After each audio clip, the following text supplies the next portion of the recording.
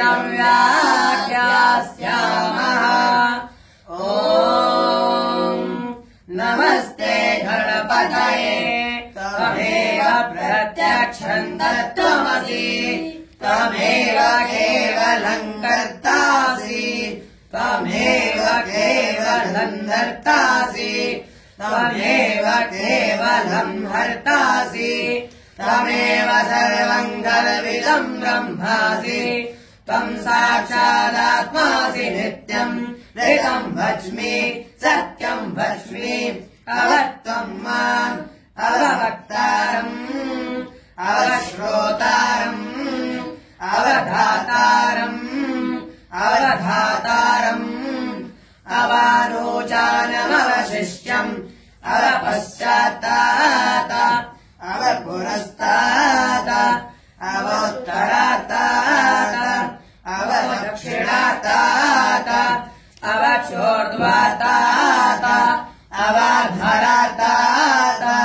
सर्वतो माम् पाहि पाहि समन्तात् त्वम् वाङ्मयस्त्वम् चिन्मयः त्वमानन्दमयस्त्वम् ब्रह्ममयः त्वम् सच्चिदानन्दादितीह्योऽसि तम् प्रत्यक्षम् ब्रह्मासि त्वम् ज्ञानमयो विज्ञानमयोऽसि सर्वम् जगदिदम् त्वत्तो जायते सर्वम् जगदिदम् त्वत्तस्तिष्ठति सर्वम् जगदिदम् त्वयि लयमेष्यति सर्वम् जगदिदम् त्वयि प्रत्येति स्तम्भो विरापो नलो नियो नभः पञ्चत्वारि वाक्पदानि त्वम् गुणत्रयातीतः त्वमवस्थात्रयातीतः त्वम् देहत्रयातीतः त्वम् कालत्रयातीतः त्वम् मूलाधारस्थितोऽसि नित्यम् त्वम् शक्तित्रयात्मकः त्वाम् योगिनो ध्यायन्ति नित्यम् त्वम् ब्रह्मा त्वम् विष्णुस्त्वम् रुद्रस्त्वमिन्द्रस्त्वम् अग्निस्त्वम् वायुस्त्वम् सूर्यस्त्वम् चन्द्रमास्त्वम् ब्रह्मा भूर्भुवस्सुवरो गणाधिम् पूर्वमुच्चार्य वर्णादीन् सदनन्तरम् अनुस्वारः परतरः हरतेन्दुरसितम् तारेण रुद्धम् एतत्तवमनुस्वरूपम् अकारः पूर्वरूपम् अकारो मध्यमरूपम्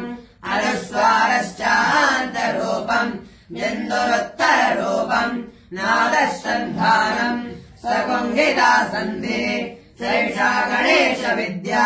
गणकरिषे निर्गायत्री छन्दः श्रीमहागणपतिर्देवता ॐ गङ्गणपतये नमः